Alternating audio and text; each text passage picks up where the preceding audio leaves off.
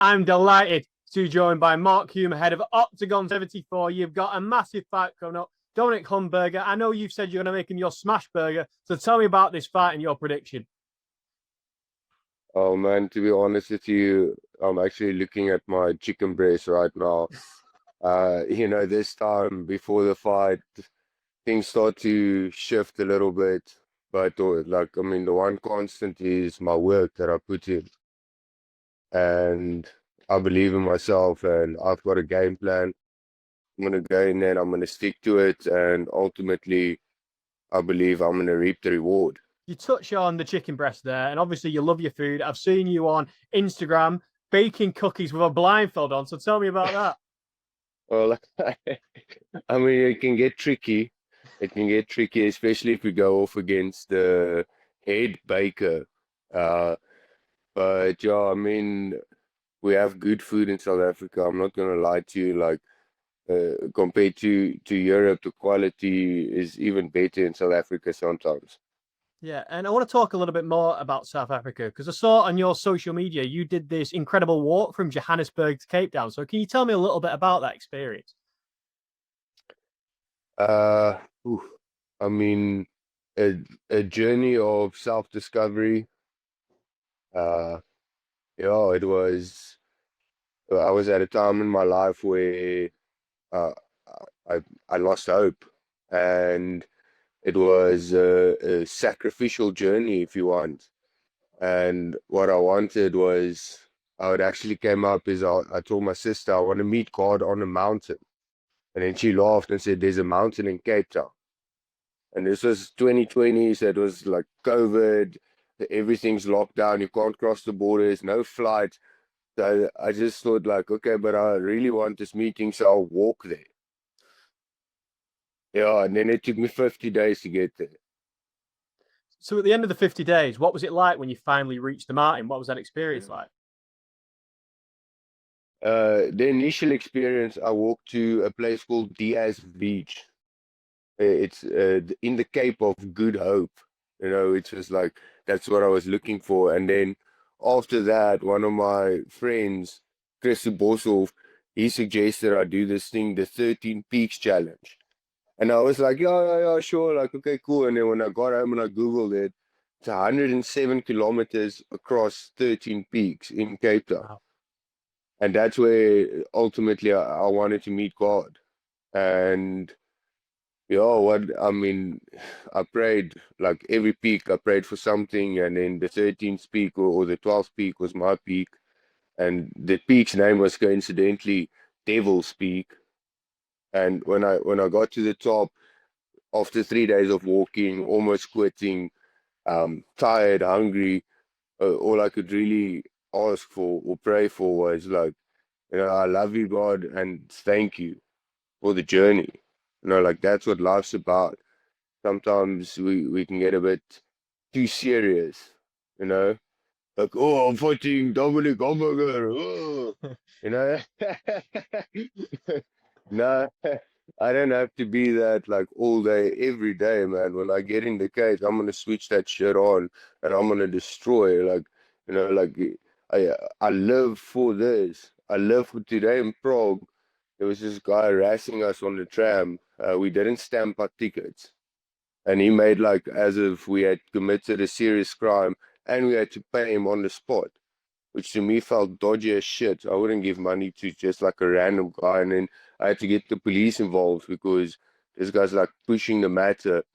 But ultimately, he was some kind of law enforcement, and what we did was wrong. Even though no one explained it to us, there's no gates. You can like we bought the ticket, walked through. There's no gate to stop you. Just walk through, climb on. We still laughed, like said, like no one checks. And then, oh yeah, that douchebag pops up.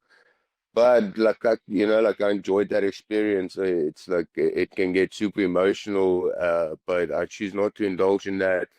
Um, and yeah, you're gonna see that in the fight as well. Absolutely. It's amazing that you had this experience with God and you've gone on such a journey in your MMA career. I know you've gone as far as Russia as well, picking up a choke victory in that fight. Can you tell me what your Russian experience was like? Yeah, I'm 2-for-1 in Russia. I've got two first round, one guillotine and one DOS, and then our last one on decision. Excellent experience, man. Like really, I don't know, like traveling was like some sort of a awakening for me. Like you are not just this person in this town and that's all you're ever gonna be. There's so much more out there to experience, and I'm truly blessed to be experiencing it, doing something that I'm good at, and that's whipping ass, dude. Absolutely. And now you're training alongside the great Dricus du Plessis. What's that like? And you've got any stories from being around Dricus that particularly stand out? Uh, I mean, it's no secret, things get intense. When I believe, yes, yeah, I wish I could remember what fight it was.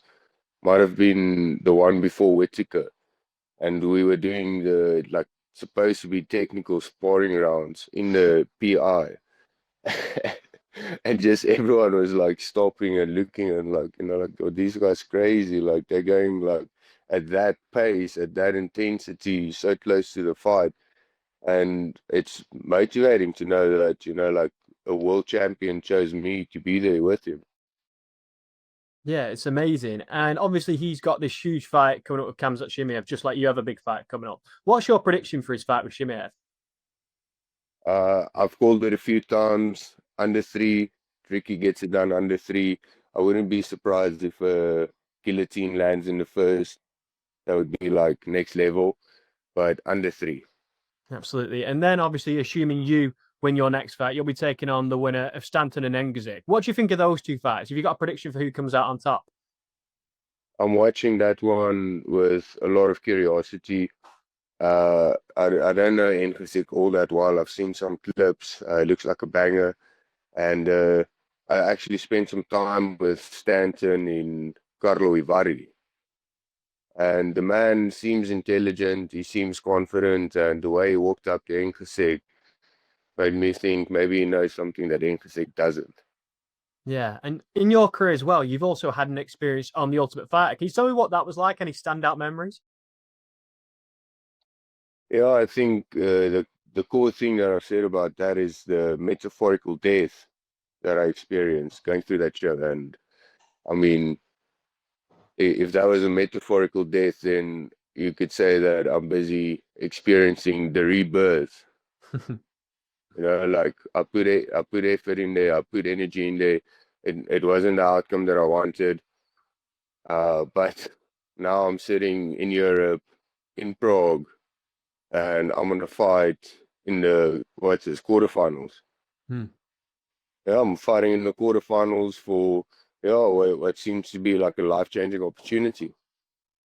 Absolutely. I mean, you've done so many amazing things in your career. What do you think is the craziest memory you've had so far in your journey? Uh, there's yes, I mean Dagestan was crazy.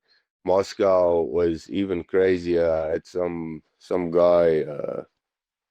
They call him, I believe, the Patriot. And I won't say where he's from or anything else, but he's like a wild person, dude. Like grown men are scared of this guy.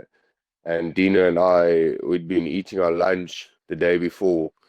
This was not a fight, but the day before we were eating our lunch, saw this guy come in, made an impression. So after we chatted, we went, greeted him, and he was like quite a big deal. And after the fight, to catch him, we were like all heading home. Tina and I at the elevators, they arrived there, stands there, looks at us. Next thing, he just charges me, grabs me by the chest, like pushes me up. And I mean, like, like it's not like, oh, just hit him. Like this guy will, like he'll slit my throat, right there in public. So, and then afterwards he backed off and he laughed and it was a big joke. And he even pulled us with him into the elevator. Really seemed like I made a friend that day. Well, Mark, thank you very much for sharing that story. It's very funny. Before I let you go, obviously, I'm wishing you all the luck in the world for your fight, but is there anything else that you would like to add? Brother, fucking thank you for your time. To the fans, like I'm just trying to spread a message of joy, love, peace, like the things that I invite into my life. And thank you guys for watching.